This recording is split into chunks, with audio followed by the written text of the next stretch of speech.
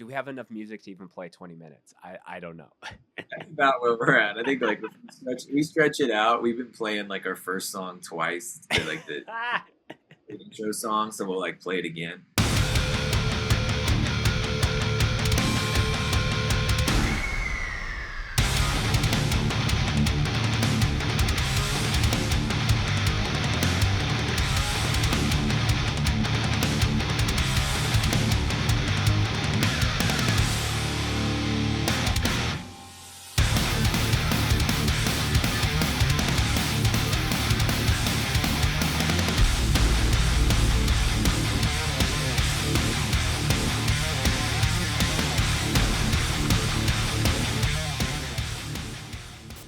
Thank you so much, everyone, for tuning in. This is another episode of the Scoped Exposure podcast.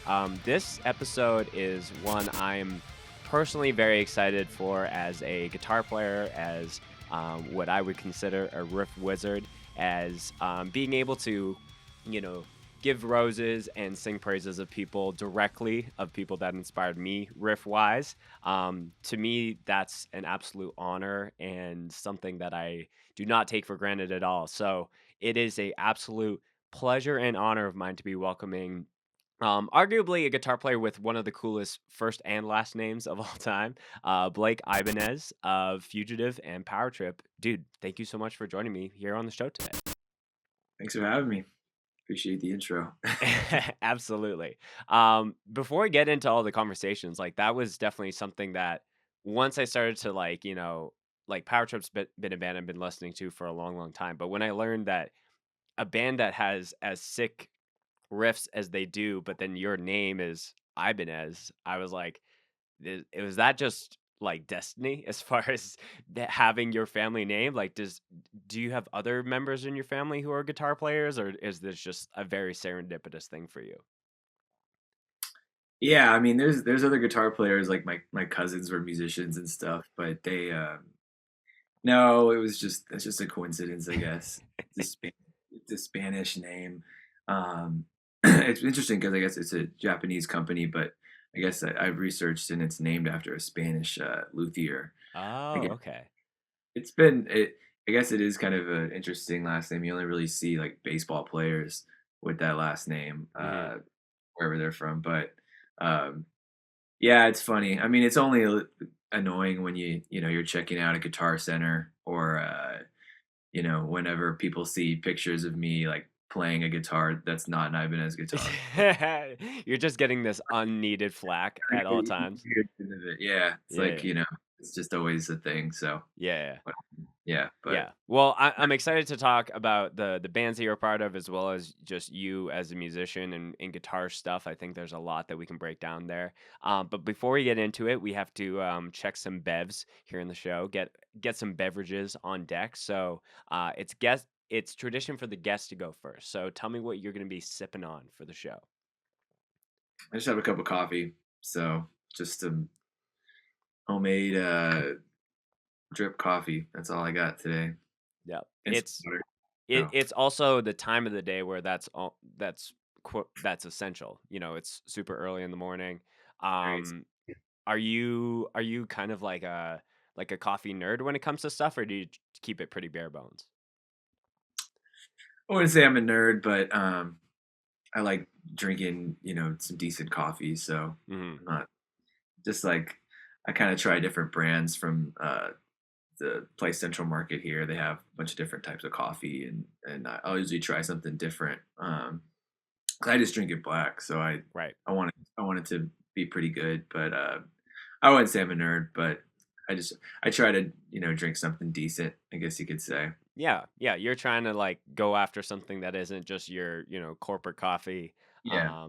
which is funny because that I the company that shall not be named is the coffee for this because we were out of beans this morning and I was in panic mode. So I got some regular boring ass corporate coffee um, in a arguably cool enamel mug from a great coffee roastery called Backroads Coffee, which is just outside of Toronto here in Canada. So, it kind of is like n- a net positive, maybe. Maybe it cancels each other out. I'm not sure. Hey, I mean, I love like basic diner coffee. I'm not a snob in any way. I'm not a big fan of like Starbucks coffee and stuff like that. I I would definitely agree with people that you know, say things about Starbucks because that's the one type of drip coffee where I'm like, this is not very good. But Right. but like I love just like a basic diner coffee. Right. I'm way into that. So It I kind of goes like there's either I will drink anything to just have coffee versus like, oh, like I can't get my fancy like third wave coffee. Like I guess I'm gonna skip it today because then I feel like my day is even more in jeopardy than not just having good coffee. Yeah, I mean I'll drink it if I'm at the hotel and they just have something right there. I mean I'll drink it whatever it tastes like Yeah, usually. fair I is mean I fair. love Well, a great this is a bev check, but also a coffee check. And Blake, cheers to you, my friend. Really excited to do this combo. cheers. Thank you for having me.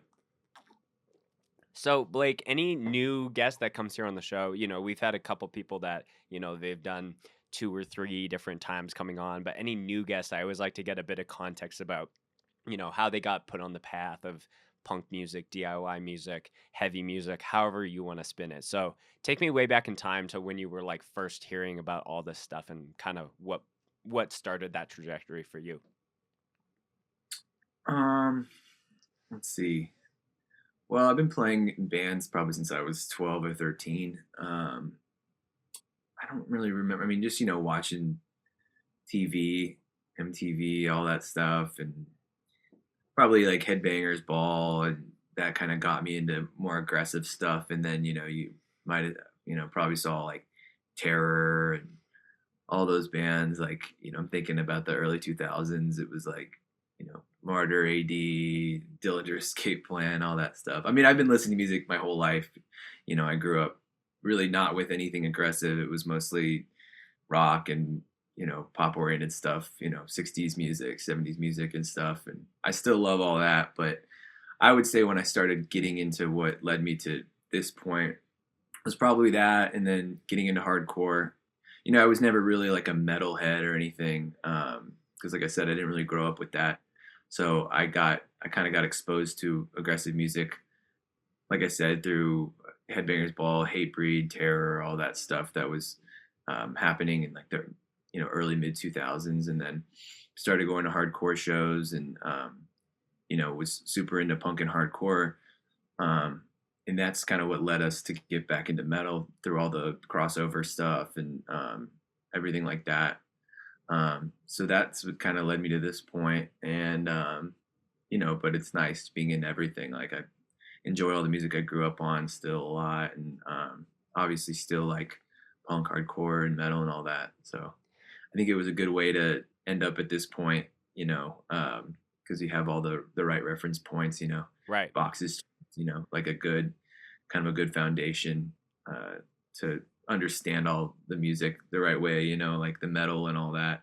Yeah, Um, totally. I think the that's, term guitar music has been come up a couple times on this podcast, and I think like listening to just like classic rock stuff or even just like some of that 60s or 70s stuff that you were mentioning a little prior, like the if you're looking at the entirety of music, that's a way closer connection to like classic death metal and like things like that compared to everything else. So it do you think that just because it had a guitar in hand, it was like more interesting for you, whether it was like playing power chords or just kind of um like Husker Du kind of shit, if you know what I mean. yeah, I mean, like, I guess I missed mentioning like so when I was younger, I would say before all that stuff, like I was skateboarding. My dad showed me like the Ramones and the Clash and stuff, so I knew about punk rock, and Sure. obviously being into skateboarding and all that, I was knowing about punk bands and punk rock. So yeah, like being able to pick up a guitar, and I got my first guitar probably when I was 9 or 10, and I was taking some lessons, but and I was influenced by guys that were I couldn't really do stuff like, like Jimi Hendrix and all that. But then there are guys like Pete Townsend and like the punk rock stuff where I could just sort of pick up my guitar and just strum it and like play basic power chords, and that was really inspiring. I think Right. that's why a lot of people that get into punk and punk rock and all that. It's like it gravitate towards it because yeah, it's like you can pick up a guitar and make it those chords and strum them, and you're already like halfway there. You know what I mean? Right, One right. so I it's inspiring yeah, as some of those other guys where it's like I can't even imagine doing that.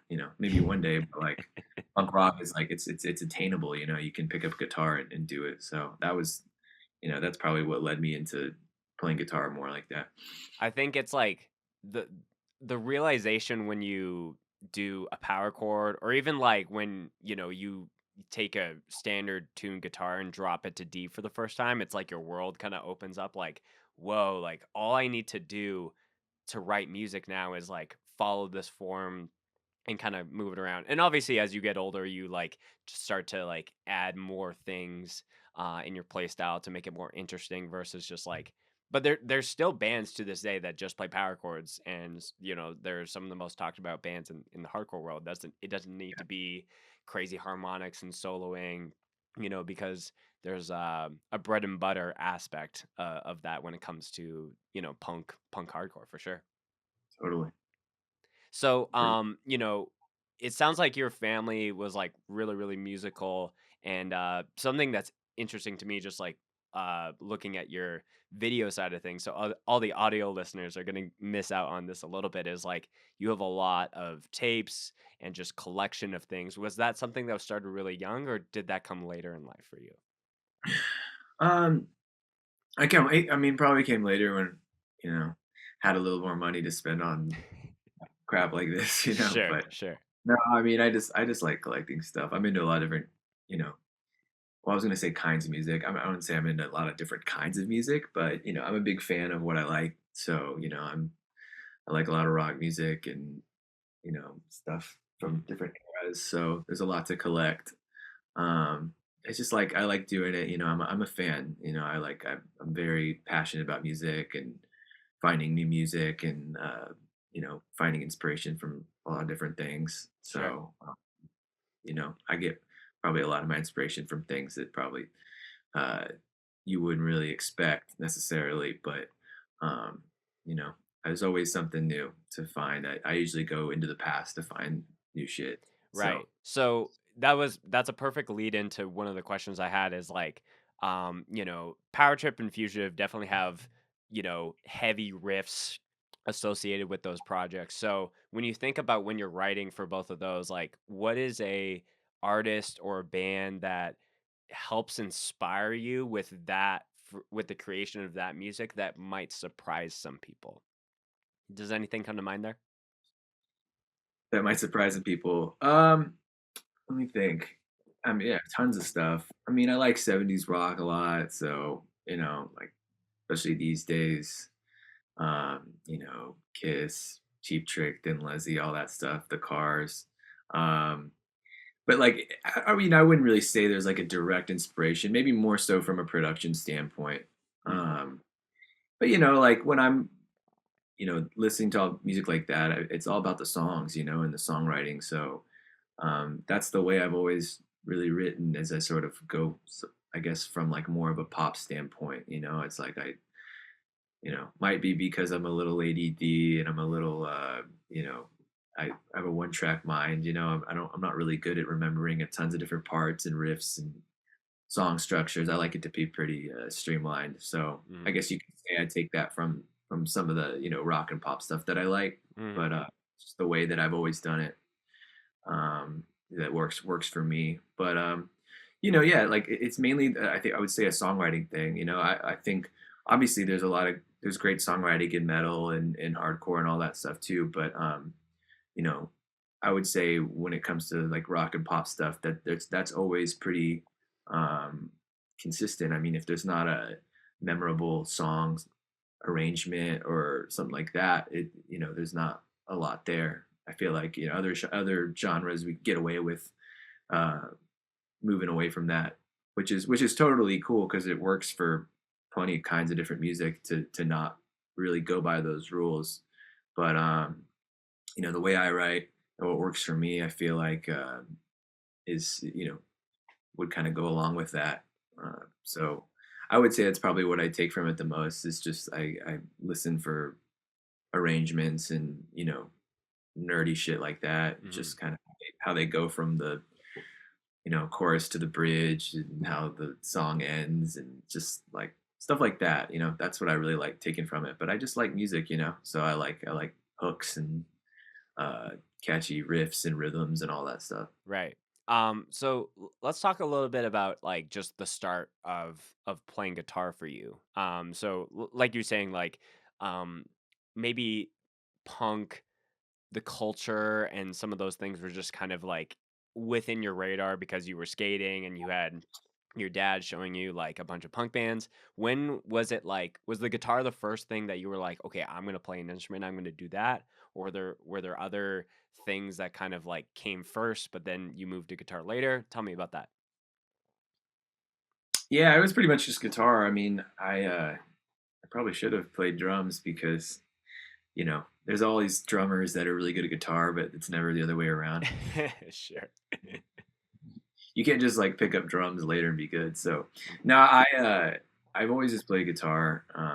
I think I started playing. I took some lessons, and I want to say I stopped for a little while, and probably when I was I think like 13, 14 is when I started playing again, and like I guess more consistently. And I think the probably the light bulb moment was I had a guitar instructor who would come over. He was this like um, older guy, this blues guitar player, and he would just come over and I would like play him a song that I liked on like his little like boombox, and Right. he would show me how to play it.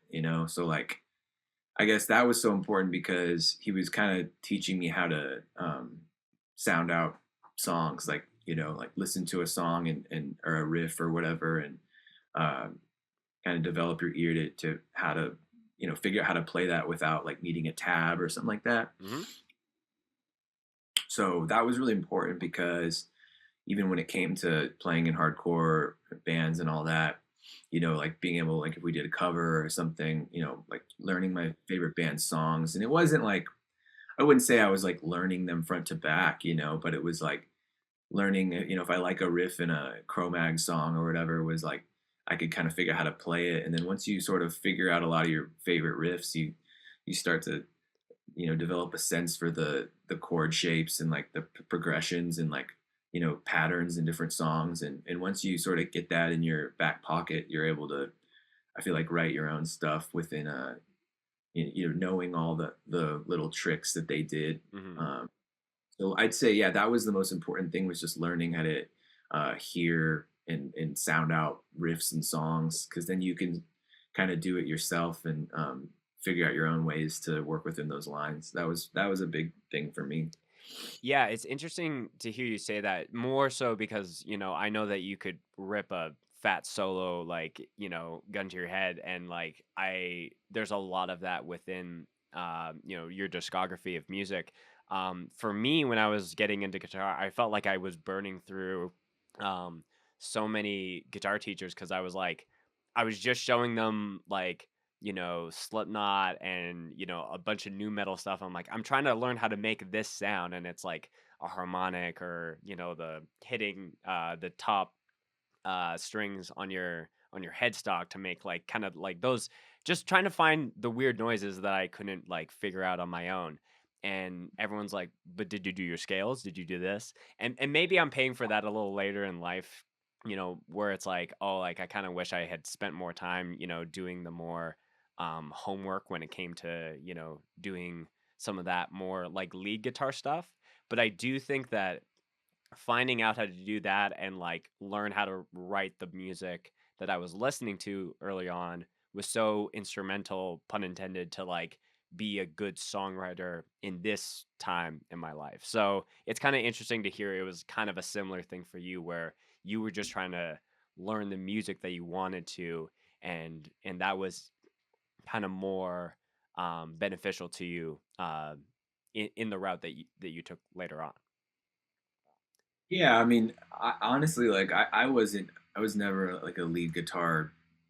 Um, I don't know. I didn't focus on that ever. It was Mhm. kind of like I knew that leads are important for a song. You have to serve the song.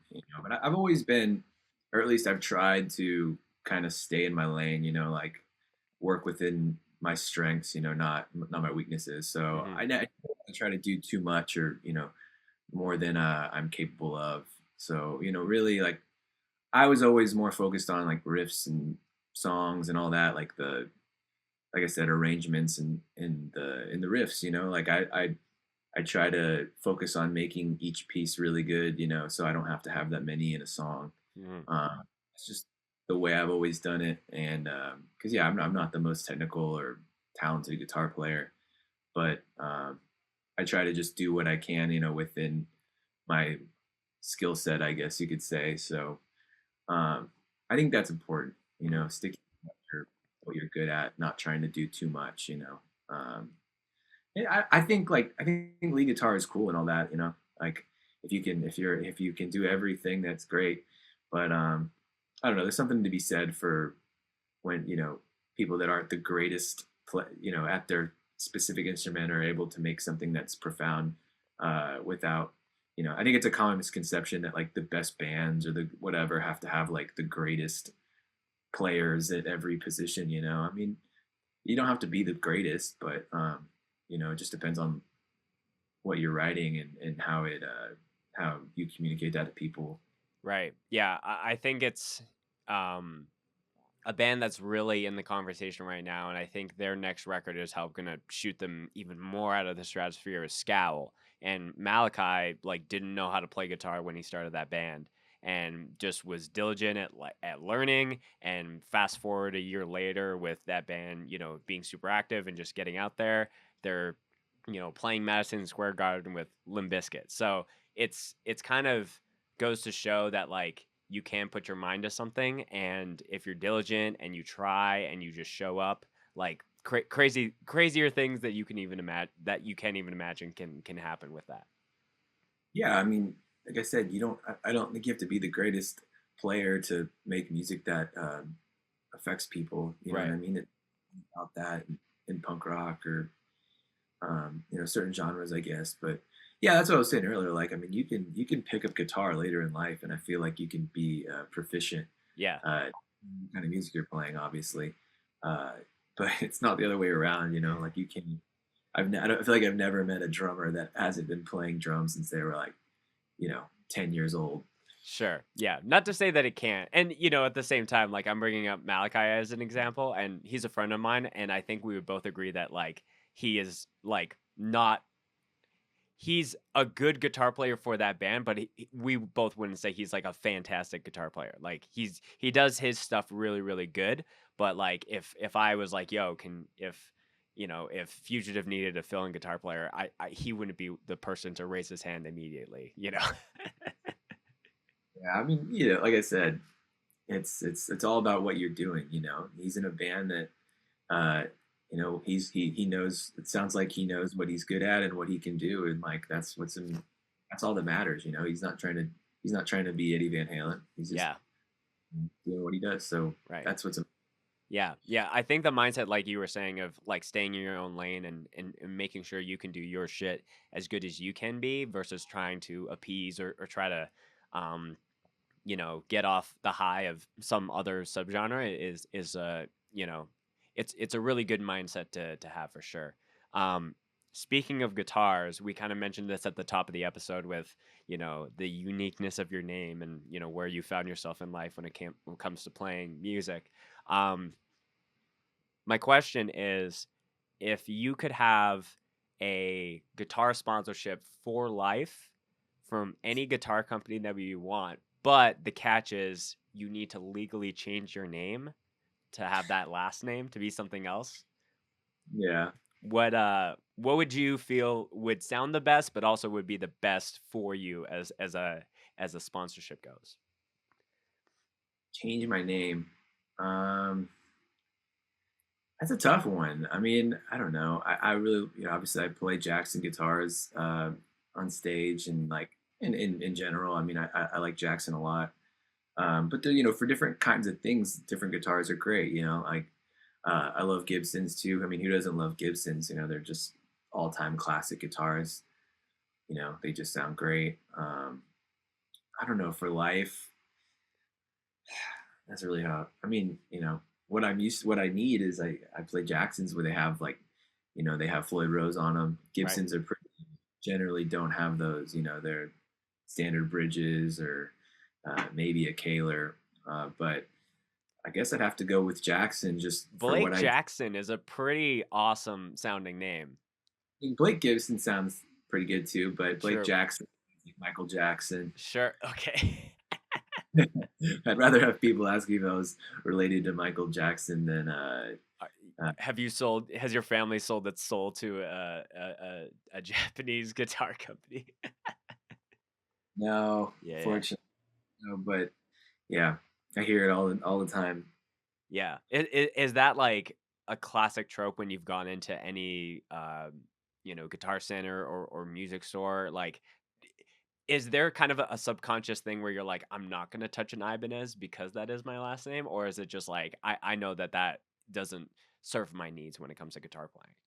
Yeah, I mean they're great guitarists. I just never like I had one when I think my first electric guitar was an Ibanez. I had like some RG, but I don't know. I haven't there just hasn't been one of their guitars that I've been like, oh, I gotta get that. Right. I'm sure there is, but I don't know. Just haven't been led to one again. But if they approached me and they were like, "We'll make you a custom guitar," I'd be interested just to Hmm. finally get that out of the way. No, and I would love to have a custom guitar. So if Yeah. they approach me, that'd be cool. I mean, hey, I'm waiting for it, waiting for the call. Waiting for the call. Name change not necessary for that company. Um, is you mentioned the Jacksons and the Floyd Roses. When what was like the first time that you heard like a dive bomb and like the use of that tool when it came to the hardware of a guitar? Did that just like blow your mind or like open up the gateways of like, oh, I can do this? I don't really remember. I don't know if it was like a mind blowing thing. I mean, I heard it. It was all over lots of stuff I listened to. I mean, everything from Outburst to Slayer and all that. So it was I always knew it was a part of it, but I don't know if it was like a magic moment or anything. Like I said, I mean, I've never been uh, the biggest on lead guitar stuff, but I obviously it's a part of the stuff that I play, and it's fun to do. I like it. Plays around with the bar, anybody, whether that's Eddie Van Halen, and he's probably my favorite, or even like Kevin Shields. That's like a whole nother thing, but um, that's a whole other dimension of guitar playing when you're bending in between different uh, notes. It's like another dimension that you're reaching into. Rather than just like the standard places on the guitar. Right. You're kind of between those notes, which is like a place that you can't really get to unless you're doing that. So yeah, I've always liked stuff like that. Yeah, it's you know, a lot of the classic just like start super high and go down and have the wobbly effect, but like I think even on some of the newest turnstile stuff where it's kind of like playing chords while hitting that to kind of just add an extra effect, it kind of has been interesting to see like the different takes that people do, but like, nothing beats a classic just like everything drops and then it's just, you know, the screaming cry of a dive bomb. So, Yeah, the like you mentioned, Turnstile. That's another guy like that. Obviously they're influenced by Doctor No and all the Bad Brain stuff. So like mhm. that's another guy for sure that I was definitely really inspired by. The way he plays, the way he uses the bar is different too. He has his own style, and I can hear that for sure in Turnstile. Yeah. So speaking of Turnstile, as Fugitive, your newer project, got to play a show with them. Let's use that as the segue to talk about that band. Because I want to save some of the power trip stuff towards the end of the conversation, but um, Fugitive to me just kind of felt like it was totally out of nowhere. It just kind of like dropped like a hammer, and a lot of people who are obviously fans of your other music were it was like kind of like an easy like transition point for people to check that out, and there's a lot of overlay. But when did the idea of that band come to be, and how long has that just been like either sitting in a Dropbox, or did that come pretty quickly when it came to writing and releasing? Yeah, and it actually did come pretty quickly. I had just been kind of like I'd written a lot of stuff for for what was to be the next power trip record. Finished that, spent a lot of time on that, and I was kind of in this period of time where I wasn't really writing anything, and just sort of feeling uninspired. And when you are a person that writes music, I think you need to be doing that. It's like if you're into painting or whatever creative thing that you do, you should always be doing it, even if there's not like a dire need. So I was at this point where I'd finished writing all this music that I worked so hard on, and that was kind of like, why would I write music again right now? It's like I don't need to write for anything, but I realized that I need to be doing something all the time, and I think I was like I said, I think I was playing different tuning. I was just playing like a step down. I was in D. I was like learning another band's songs I was gonna maybe go on tour with. It, didn't end up happening, but it just got me playing in a different style a little bit. Like it was the same stuff I usually write, but I realized that I could um, mess around with some things that I might not do for Power Trip. Not that like it was like I said, it wasn't way out of the realm of what I did in that band, but it was just like gave me a little room to experiment a bit. And I think when you go into a new tuning that's not too far off, it's like some things open up. There's like some of the riffs in the fugitive stuff, like I'm not saying they wouldn't work in standard tuning, but it was just like they just sound a little better in D. It's like there's this little bit of like a darkness to it that it opens up some new ideas that maybe wouldn't work quite as well. So Sure. when I was playing that tuning, I was just like kind of playing something like that's kind of cool. I didn't, that maybe wouldn't have sounded as good in standard, and I just kept going from there. And then I have just some guys that live pretty close to me, and I wanted to have another thing to do, just like a new group of guys to play with, and have like a band in town where it's like we can practice and um, have the camaraderie of everybody being around. Because Power Trip, even it's like the last several years we were all separated.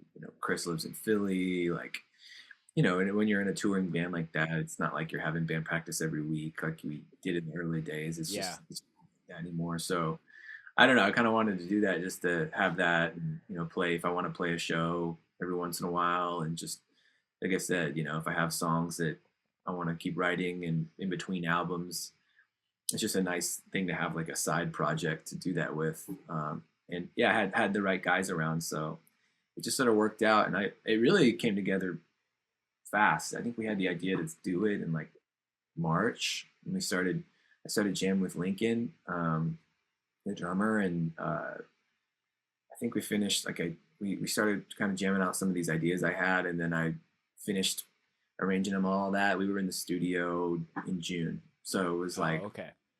months, and then we recorded all summer. Just I was working on it at a studio in here in Fort Worth, and kind of taking our time, but yeah. So it actually came together pretty quickly, all things considered. And I'm just really glad I did it because before that I was kind of lost, just like what can I do? Because like I said, when you're creative or when you're a musician and you're not playing shows and you're not making music, it's like you're not really fulfilling yourself in any way. So Yeah. uh, being able to do that was really good for me, just in a lot of different ways.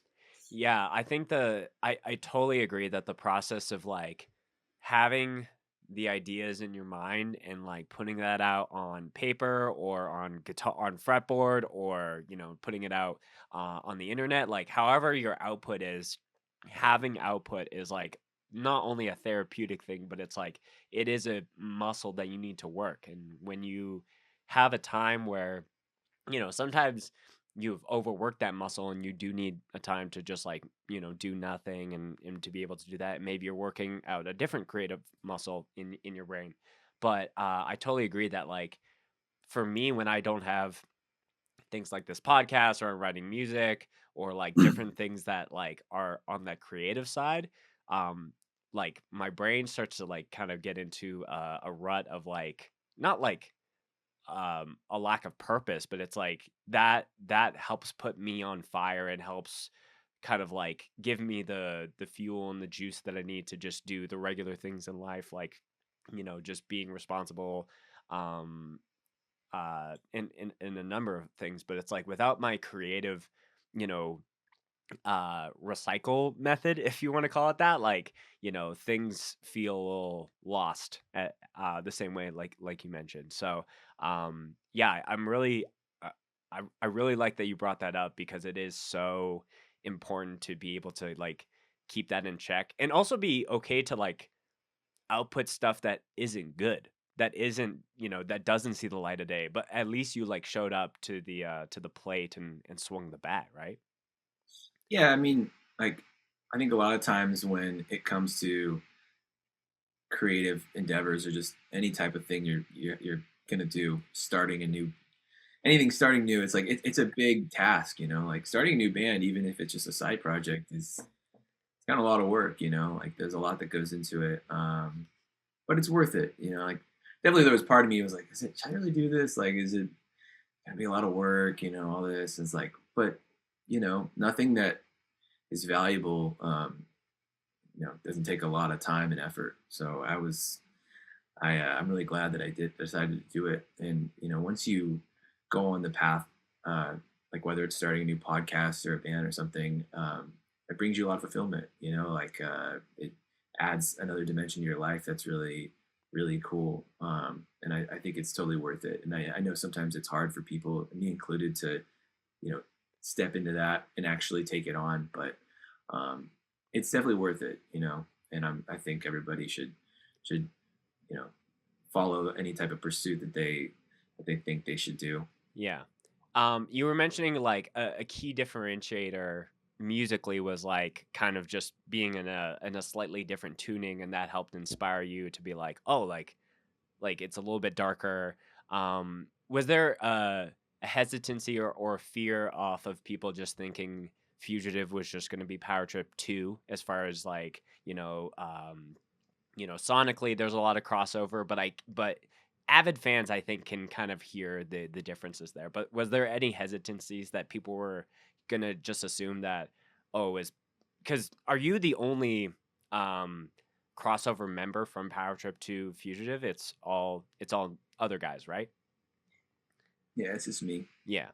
So was there kind of like oh, are people just going to assume that like I'm not doing anything with Power Trip, and I'm only going to be focusing on this, or was it over communicated as far as like this is just a side project band that we're going to do when we want to?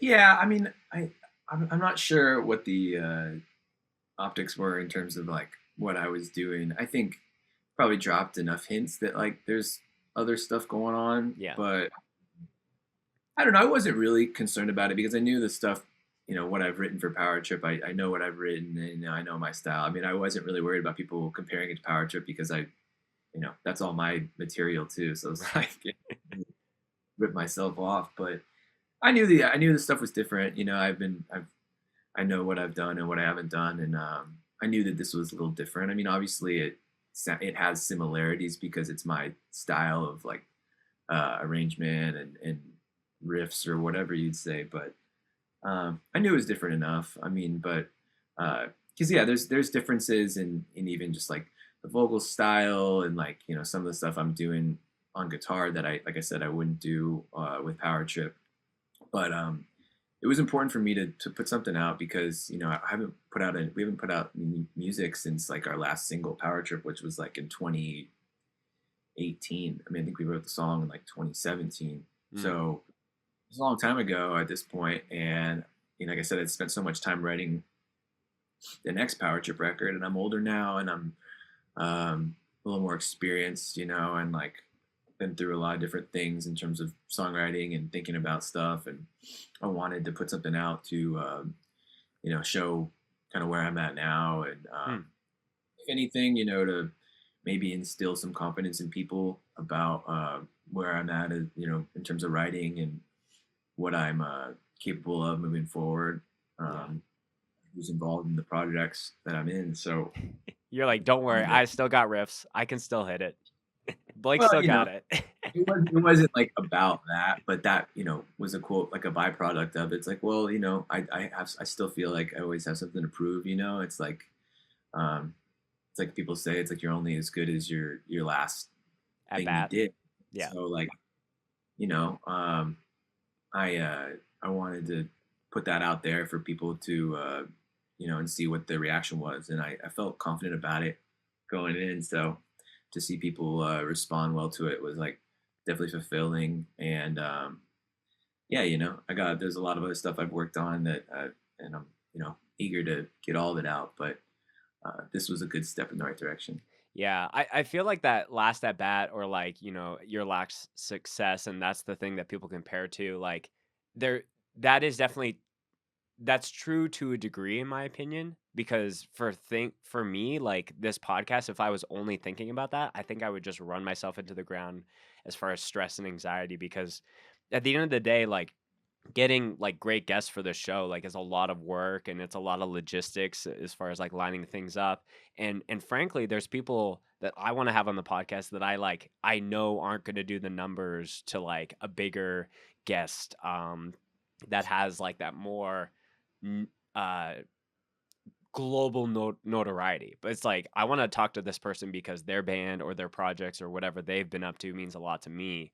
So I've been in a constant like one for them and one for me kind of thing. So it's kind of like it kind of fucks with the analytics to a degree because it's like one episode could be really high and then we're kind of down here. But for me, it's like that is almost necessary for me to keep doing this show, to keep it interesting versus if I was just because then you're just creating for an algorithm at the end of the day, and I can't follow that metric. And I think when it comes to writing music, yeah, there's definitely like that field. There's like less iterations versus a podcast episode, but I think it's totally there's so many people that like output so much music and they're totally confident in being able to be like, yeah, I'm going to do a side project thing. I'm going to write an album that's totally in a different genre that none of my audience is even used to. Um, and I think that a lot of people, and I get like you need to plan that out so meticulously, especially when it's like a band and there's a label and there's more things at stake. But I think being able to do side projects or different things to be able to like, um, you know, still play in different in different arenas, I think is so helpful to be able to set up that next great thing. Yeah, for sure. So, fugitive wise, like like you said, it's more side project base. Like, what is kind of I think I've seen a few shows that y'all have played, and we started this whole topic with being around the opening for Turnstile. What's maybe the hope in the next couple of going into this next year as far as what you hope that band will be doing, or is it kind of like whatever hits our radar and we can fit in we'll do, but nothing's set in stone at the moment? Yeah, I would say it's kind of like that. I mean, we're just getting whoever hits us up and we get a good offer or something, a cool show, good opportunity, we'll play. So we actually we've only played 3 shows, Hmm. but we have some more coming up. Definitely next year too. Some cool opportunities. Getting to travel a little bit, play some shows in different states. Did some fests and stuff like that. So I'd say it's just like whatever's a good opportunity and just the way to have fun and there's a lot of cool opportunities out there. So no big plans or anything like that. I think I'm writing a couple more songs right now, maybe a few more songs. I'm trying to finish those up and hopefully get in the studio maybe next month would be cool. Lay down some drums or something. We really just need some more songs because we have like 4 of our own songs. So Mhm. you know we need some more songs. But at the same time, I don't really want to like open up with an LP. That's kind of stupid. So, but we play more shows. It's like, damn, it'd be good to have some more songs to fill out this time slot. So yeah, the next goal is to just get some more songs. I would like to maybe do a couple more tape or something, just to have some more songs or another EP, just to kind of keep things rolling. But that's really it. Just do that, play shows, keep having fun. This has just been fun so far. Hasn't really become like a stressful, serious band thing. Like touring and all that. It's been playing cool shows and having a good time. Yeah. Sometimes I forget when you start a new band and then you're like, "Oh, we actually don't have enough songs to like play a festival slot." Not even like headlining, but it's like, do we have enough music to even play 20 minutes? I don't know. That's about where we're at. I think like if we stretch it out. We've been playing like our first song twice, like the intro song, so we'll like play it again. And I think we end up, probably with that and like a little intro that we play like over the house. It's probably maybe a little over 20 minutes, but Right. I mean, a lot of hardcore and punk bands play for 20 minutes. It's not crazy. Yeah. We've like 3 shows and we have 1 EP, so it's just what it's going to be for a little while. But we're working on some new ones, so Yeah. hopefully we'll have a. No, I'm excited to hear that. So I'm gonna use this next question kind of as a segue into the into what we can talk about power trip wise. And I always like to ask this question to any musician or artist that comes on that has a lot of, this is kind of the opposite where Fugitive has like maybe not enough songs, but Power Trip has so many songs, huge discography, in my opinion. So I want to put you a little, put the sizzle on a little bit and ask you the hard question when it comes to Power Trip. What is the most, in your opinion, the most overrated Power Trip song, and what is the most underrated Power Trip song? Again, this is just your opinion. You're coming at this from a guitarist perspective, not a drummer or a bass player. So where does your mind go when it comes to songs that you're just like, we gotta we have to play this because it's you know the one that people like, but I'm personally overplaying it. Um, I don't know, like everything we've done, I'd say since Chris joined the band, so like the Lock and Out EP into the first record and all that. There's nothing like I would say that I don't like playing. I would say like we don't really like playing any of the early stuff.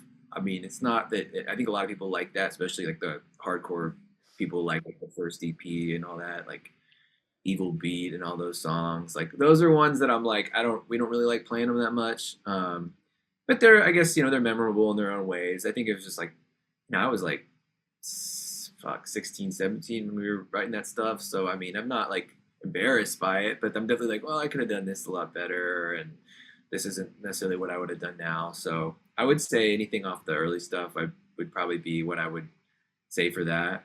Um, Underrated? I don't know. I mean, I feel like everything has been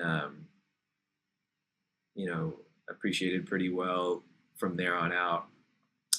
Underrated songs. I don't know. I really like the title track on the last record. I wouldn't say it's necessarily underrated or anything, but that's one that we were always kind of like trying to squeeze into the set, and it didn't always make the cut, Mm. but it has a lot of energy to it. Like I just I like the energy, um, the rhythms and all that. So maybe that would be the one. But I don't know if there's like necessarily an underrated song I could point to, because generally if we really liked it, we would try to play it every night. But yeah, maybe that one. So Okay. Yeah, yeah. I will say, because I think the trajectory of the current band that I'm playing in right now would not be possible without the band before. And the band before was like I kind of joined in as a second guitar player. I wasn't writing any of the music. Um, and when I joined in, it was like it was very apparent that like it was unapologetically like we're just trying to write like Power Trip because like just I think this is right when I think Soul Sacrifice had just been released as a single, and it was like that album is starting to come down the pipeline. But I remember as clear as day because this was a formative moment for me.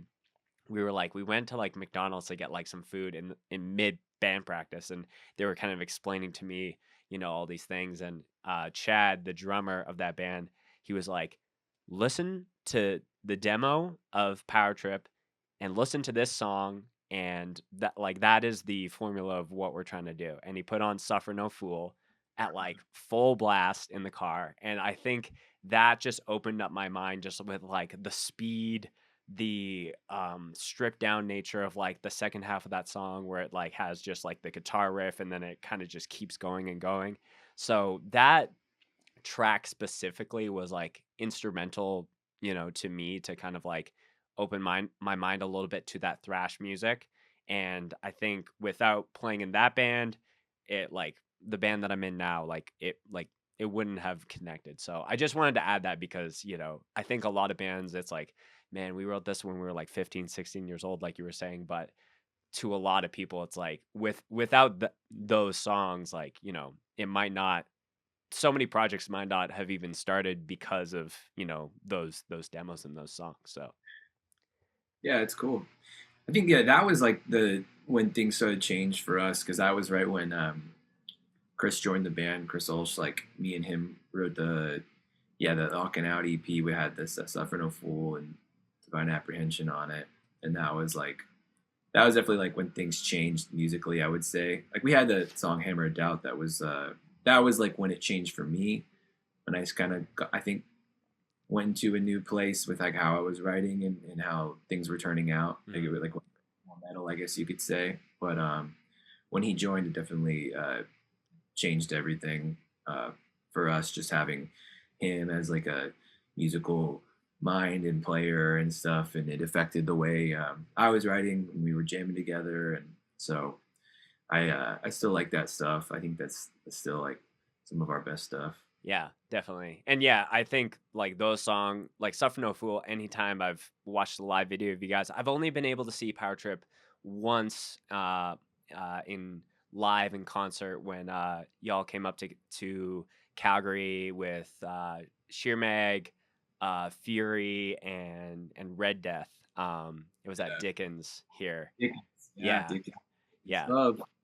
Yeah, I remember because I was filming that show. That's a thing that I do in addition to the podcast, and I think that there was um your other guitar player's name that I'm blanking on was having people like either bumping into him because it was just a sold out show. I remember it was really hot, and yeah, people were like just all over the stage, Yeah. which is like it's fun, you know. I mean, obviously, I wish that people could do that all the time, but it's Mhm. like sometimes it interferes with the show, and it's kind of like, damn, you know, like our shit's getting fucked up. We can't Yeah, play, but yeah.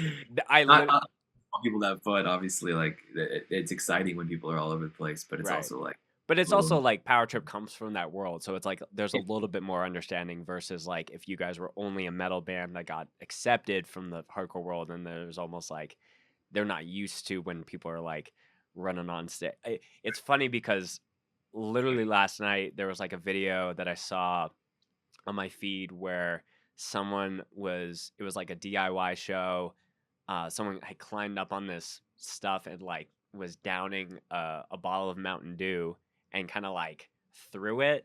And Drain was playing, which are good friends with the show. Cody's been on a couple times, but the Mountain Dew apparently like landed all over his pedal board. And the camera kind of pans to him and him realizing that all of his pedals are now covered in Mountain Dew, and him just being like, I could tell he was so frustrated, but it's also that okay, it's the name of the game. We're playing in a a screen printing shop, and yeah. people are just going wild. So it is a catch-22 at times. Oh yeah, I mean that's gonna happen, especially when you're playing at places like that. Yeah. That happened. I think Uh, Nick had. I think someone poured beer in like Nick's amp or something one time, like a long time ago. inside or on top, and it seeped in. I mean, it was just like different things like that have happened over the years, but I like literally like just somehow beer got spilled or just poured inside of the amp. I don't know how that happened, but I just remember that. It's just Right. like anything can happen. You know? Have you had any gear malfunctions for yourself, or you've been able to dodge a lot of that? I mean, something's always fucking up, but You know, I think like yeah, I mean I've had people yeah like land on my pedal board and unplug brake pedals and shit. I mean it happens all the time. Mm, But usually like on our last few tours, I would have like our tour manager Logan. He would sort of hover over and you know, or if someone like was like, hey, can I stand on stage next to you? I'd be like, yeah, just watch this. You know, like if right. you that's all I ask. You know, so I try to, but you know, if you're gonna have your shit out there, people are jumping around. You know, you got to be prepared for it to happen. It happens, and then yeah, just gear always finds a way to mess up. So um, yeah, and I think like this could be kind of a good segue. Is like I think I was talking about this on a podcast that we are doing recently, where it's like to me, thrash, like there's different ways of trends when it comes to like, the hardcore scene, whether it's like there was a bit of like a metalcore resurgence in like kind of the mid 2010s, and now like there was like a lot of beatdown bands happening for a bit, and now there's like almost like a surge of like, classic punk hardcore bands that play less than 2-minute songs. So there's always kind of like waves, and usually that's inspired by a specific band that kind of like blows up a little bit, and there's kind of like um some what's the word I want to use? There's an effect that touches a younger generation.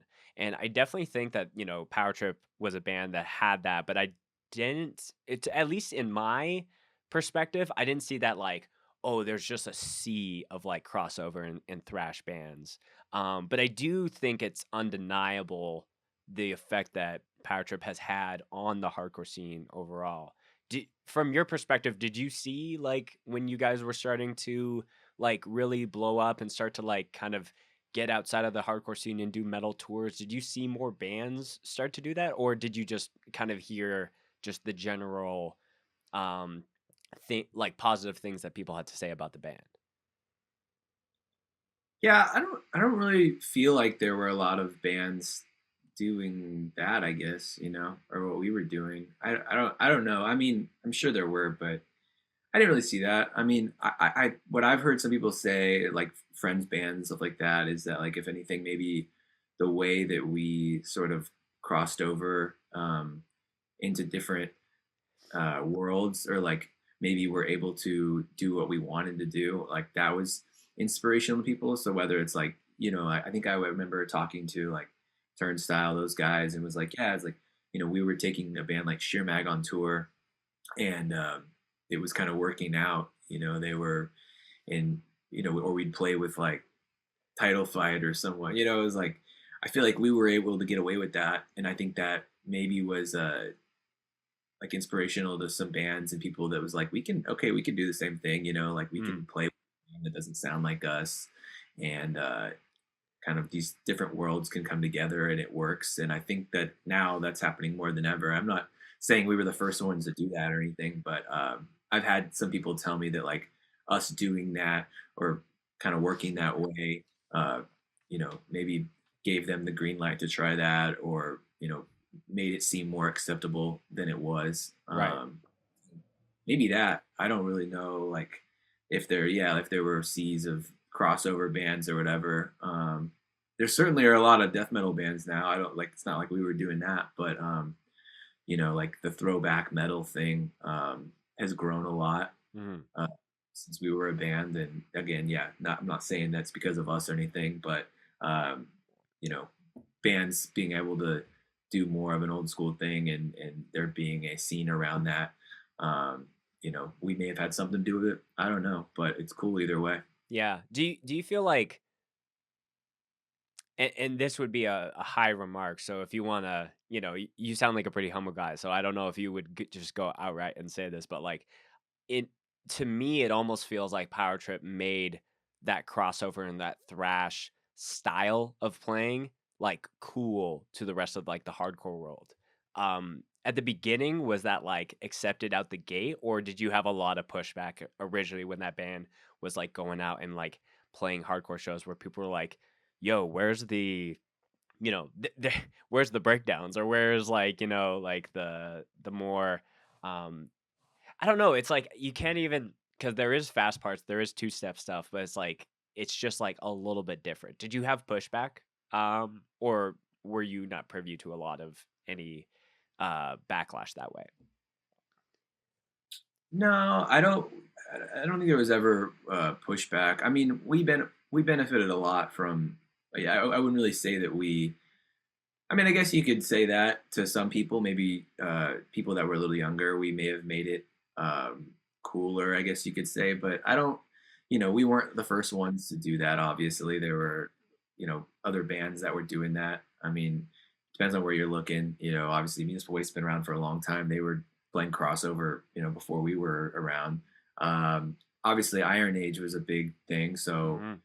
and was it kind of in their crossover era. So there were bands doing that. I think we maybe took it a little more in a metal direction, and even Iron Age, for example, like we were playing with them kind of at the end of their stint, and when their last record came out, and like we toured with them, and I remember we went out to California, to play Sound and Fury. This was back in like 2009, and it was like us, them, and Hatred Surge and Mammoth Grinder. A tour that would probably pull some numbers now, but um, there was maybe like 150 people tops or something at the show in California. So it's like it wasn't really time for it yet. Mm. And hardcore wasn't quite as obviously wasn't as big as it is now, but like yeah, like the crossover, the metal thing was just not as prevalent. It was becoming that, but we benefited from what they did, and the doors they opened, for sure. So I definitely would give them the credit for that. We worked really hard, and I would say we brought it more to the forefront, but we couldn't have done it without them leading the way for sure. Right. Yeah, there's almost like a bit of it doesn't feel great at times when you're in the midst of it, but like when you're able to look back and you were like, "Oh, we were actually early to this explosion of like the popularity of this subgenre of this music." Um because at the time you're just like, why is no one getting this? Like I believe in this. Like why is no one else?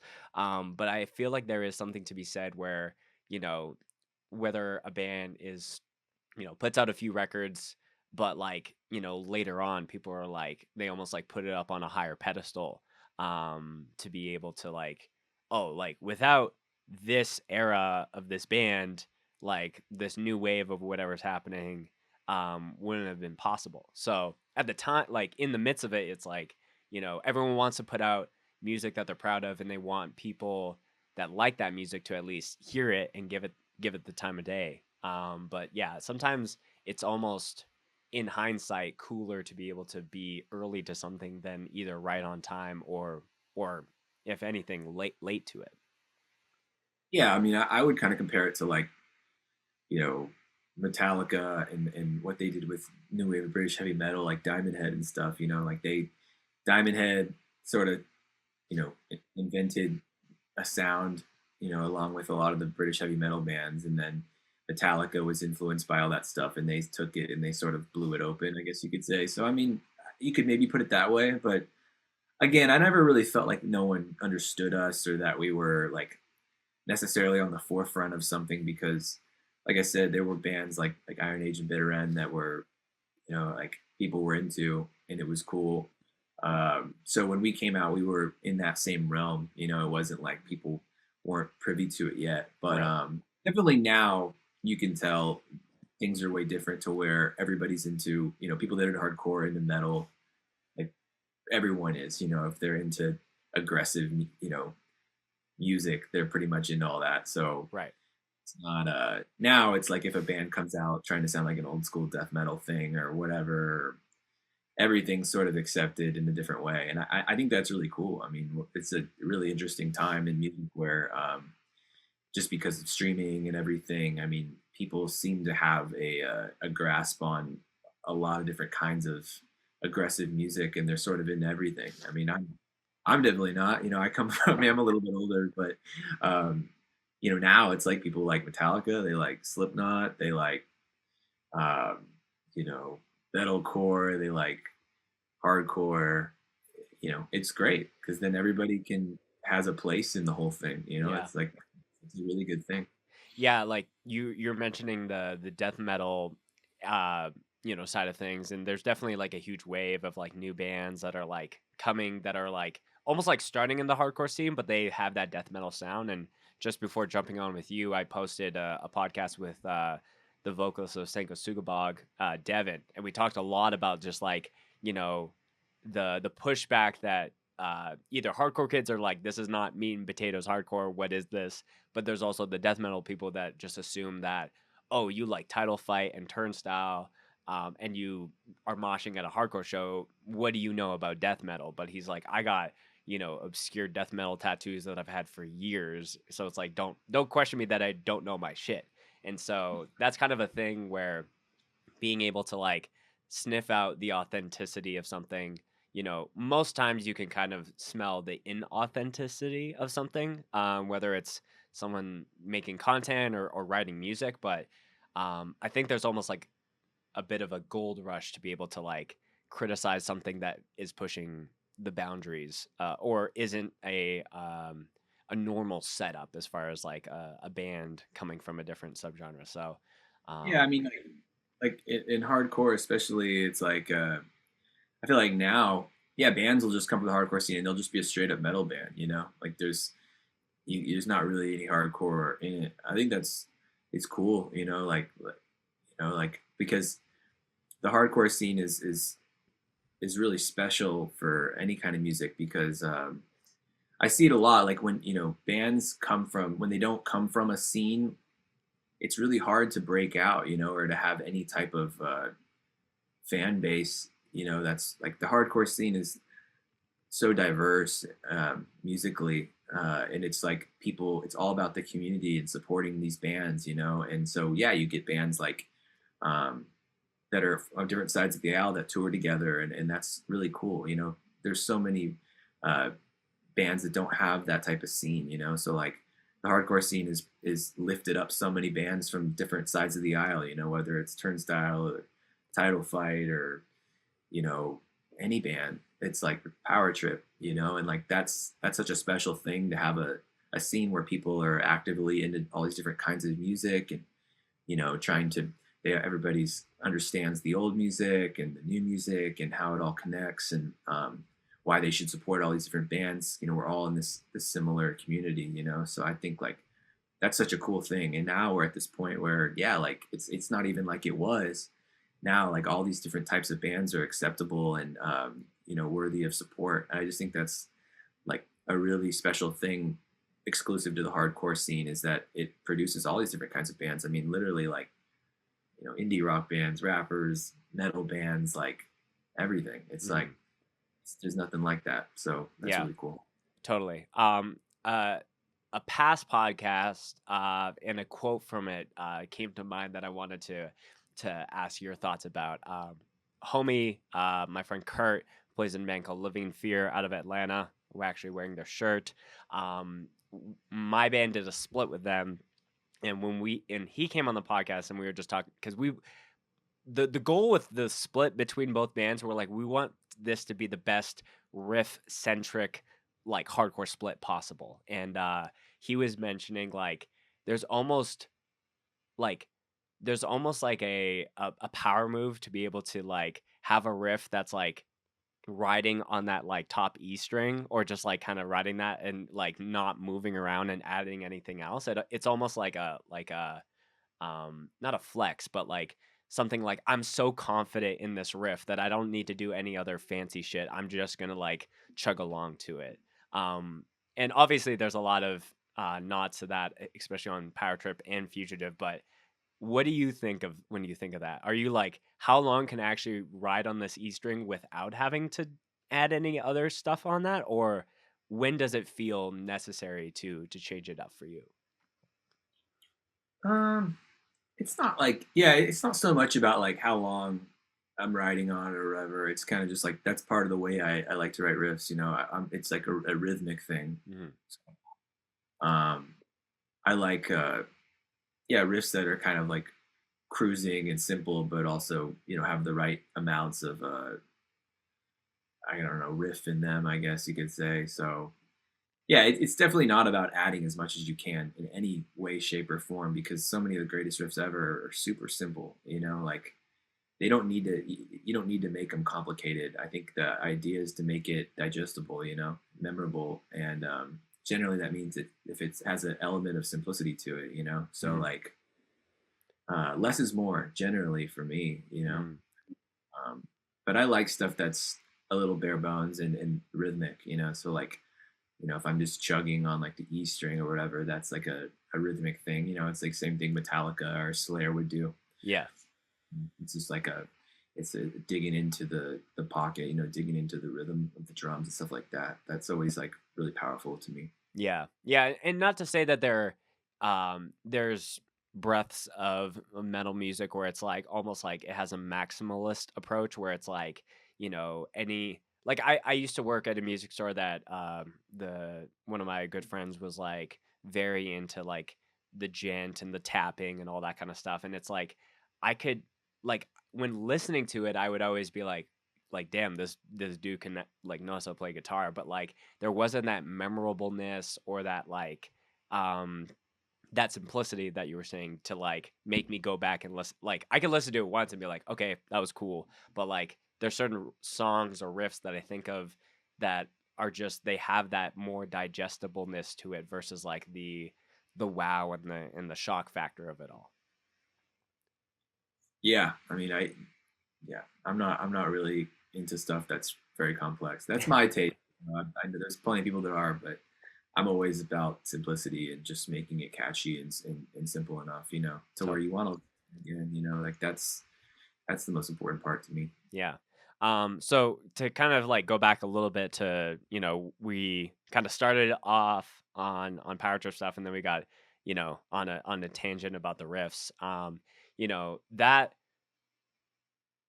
like the current state of that band and you kind of had mentioned that where there's been a couple hints dropped that are like there are things coming and like we said at the top of the episode there's probably not you know the goal here for me was never to like here's the full curtain of what's going on in the power trip camp but like maybe just like if whatever you could say as far as like at what point was it like okay like we can't touch this because we're going through something that I wouldn't wish on any bands as far as like having to um, go through that kind of um, situation and just like there's so many things outside of just music that were at play. But at what point was it like okay we're comfortable or we're comfortable to like start to address the idea of like bringing this band back into the forefront of things.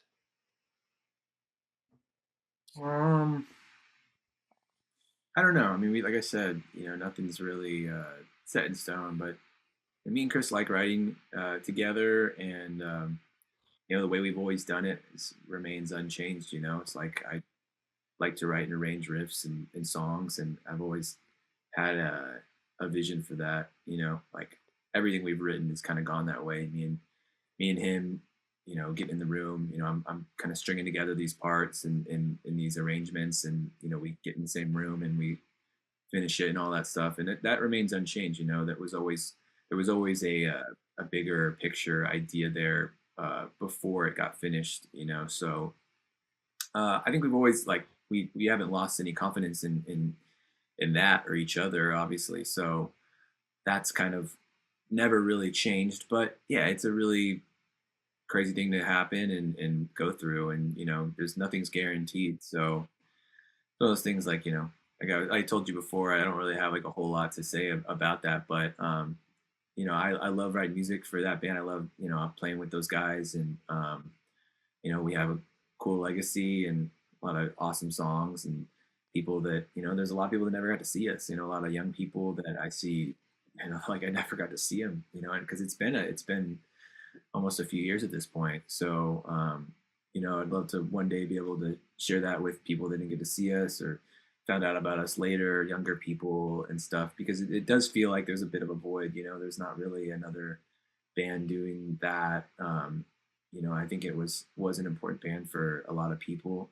which I'm really proud of, and worked really hard for many years to build that thing up, So I hope one day that we get to do that. So I can't really say when or if that's going to happen exactly or how it's going to happen. Right. I have some ideas and there's things that have happened, but TBA. But TBA. Yeah. again, I mean, the one thing I would say is like, yeah, we've never lost confidence in our ability to do what we've always done, because we had played a pretty significant role in all that. So you know, I know what we're capable of.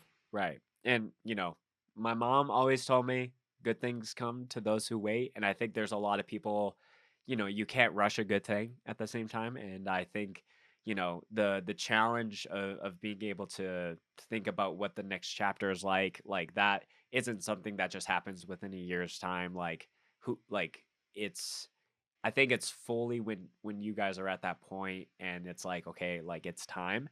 And, we've seen other bands who have a similar situation that falls into their lap, unfortunately, where they have to look at like replacing a member and not even a member, but a friend and someone that's like instrumental to that band's existence. And I think, when people leave bands or they quit or they get kicked out, there's always people that will compare.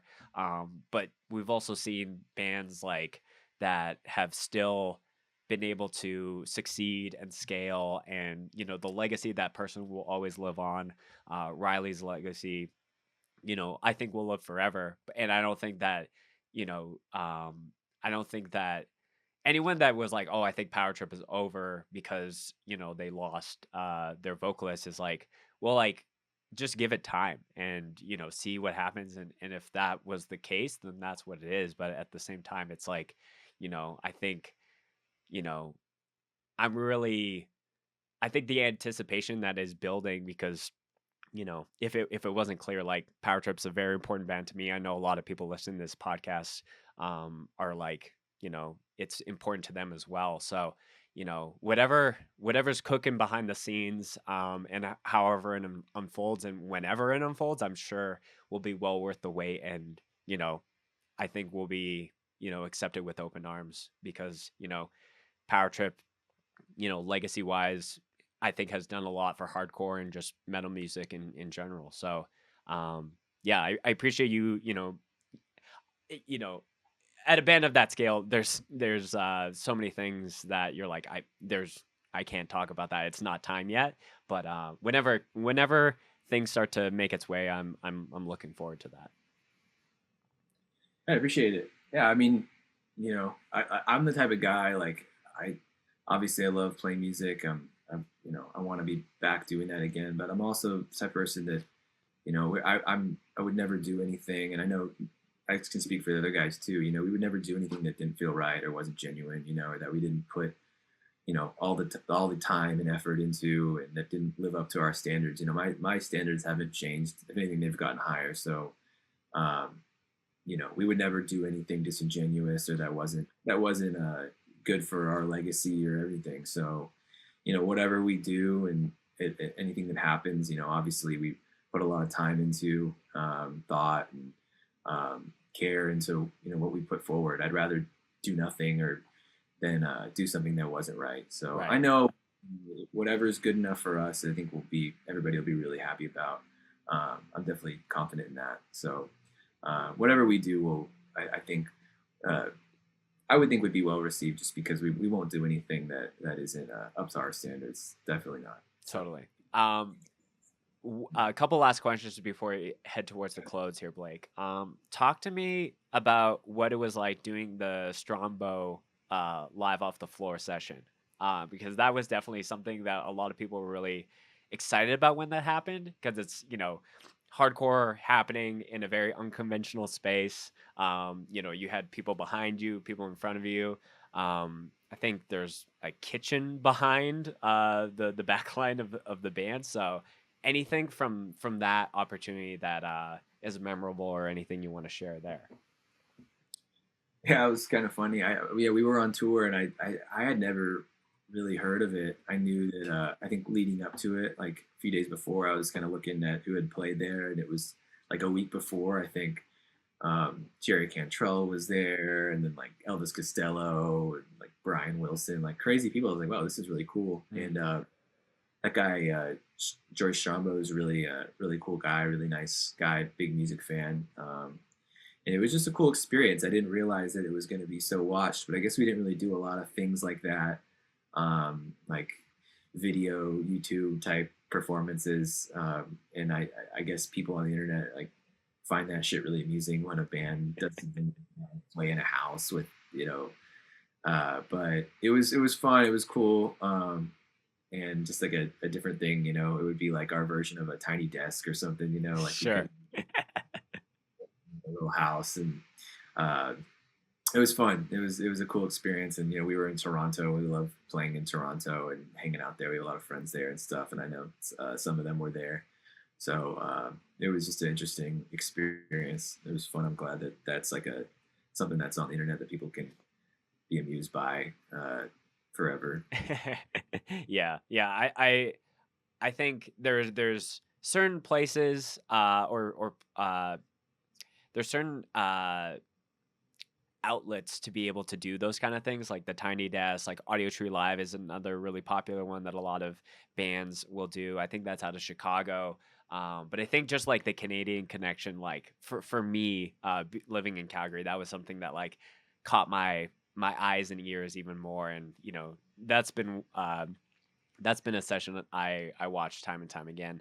Um, One of the last things that we kind of skipped it when we were doing the overrated, underrated when it comes to Power Trip songs. So a similar question on that before we wrap up is, in your opinion, this is another overrated, underrated question, but when it comes to guitars in the hardcore scene, of stuff that you've seen people play, stuff you played yourself and have thought like, "Oh, why did I even spend time doing that?"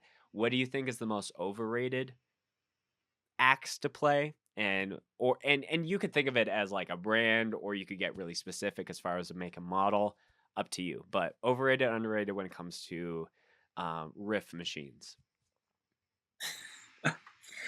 I don't know. I mean, I'm not a guitar snob or anything. I don't know. That's a tough one. I don't know if there's like a bad guitar out there that people play. I'm sure there's been a guitar where you're like, "Oh, it's another one of these." I mean, shit. Shit. I don't really know. I mean, they're all good. I don't know. Like, um, it's just really hard to talk shit on like a instrument someone plays. I mean, I don't like what some guy plays in a band that I'm not. That's not my cup of tea. It's not really my place to say whether that's the right thing or not. I think they're all good. I really can't say that there's one I don't like at this point. You're being too nice, Blake. Well, even I guess even stuff that I'm not particularly into. I mean, that's not to say that's not the right guitar to play for it. I mean, That's true. because you can play a Strat in a death metal band. It's like there's you can do all that. I'm trying to think if there's a guitar I don't like. I don't really think there is. Could I share an overrated, underrated for guitars for myself? And either that will fill the void, and we can skip to the towards the end if you don't want to answer it. But maybe that will help inspire an answer. Um, Underrated, I think Washburn guitars are severely underrated. I see a lot of um, when I was getting into TUI, it was like a lot like they were playing those exclusively, it felt like. And I just like that guitar company isn't around anymore, and I just don't see those as much. But like those are really, really cool. I would also add like Fernandez was also like a guitar company that I used to play back in the day, but like they're not around anymore. But like there was a wave of bands that would play the Les Paul body was like the Monterey, I think. Um, and then overrated, I think any of the lower end LTD EC series guitars. Again, to your point, if it fits, people use it and do well, but I've seen like the waves of people like, oh, I need to get that specific. I need a 401 or a 1000 series guitar to be able to do that. And I played a number of those early in the day, but I can't stand the sight of them personally. Yeah. Yeah, I mean, I like I said, I think anybody can play whatever for any type of band, but I'm with you on that. Maybe yeah, watch like I guess maybe I'm not really into PRS, but I don't. I not that's not to say they're not nice guitars. I know they're pretty expensive. Right. I don't really like. Yeah. Yeah, I feel like a PRS or even like the Ernie Ball Music Bands, when it comes to like heavy bands, it's like, why are you bringing this ultra nice, like you could spend as much money and get something that's like way sicker looking, in my opinion. But um, that there's the one answer that I've squeezed out of you when it comes to talking a little shit on some guitars. Um, but Blake, this has been a really fun discussion. Super thankful of your time. The last question that I ask every guest who comes on the podcast um, is a favorite mosh related story that they would like to end on. So that's anything that's first to your head. That could be wholesome, gruesome. You did it. It happened to you. It was just happening at a show. Could be power trip related, fugitive related, whatever's first to your head is how we start to end towards the end. Wow, mosh related. Well, I haven't moshed in a really really long time. I would say. I mean, it's not mosh related, but definitely, I'd say I think it was in like 2009. Me and Riley collided on stage, like we had banged, I think, into each other, and I definitely broke my nose, and I was like bleeding profusely everywhere. But it was kind of funny because it was like one of those injuries where I didn't really feel it. Like it was like I was bleeding everywhere, covered like guitar, face, like everything. And it was kind Right. of funny because it was just like so much blood. Um, but I played the rest of the set, and then I think I just hit him in the head, so it didn't like mess him up. But my nose was like, I mean, I don't know if it was like you could tell that much, but it was definitely broken. And luckily, one of our friends, this older guy in the hardcore scene, was like an EMT at the time. And after say, he's like, "Hey, we have to pop it back into place like immediately, or it's gonna you have to go to the hospital or whatever." Right. So he just like snapped it back into place, and I could hear it. It didn't really hurt when he did it, but he did it really quick.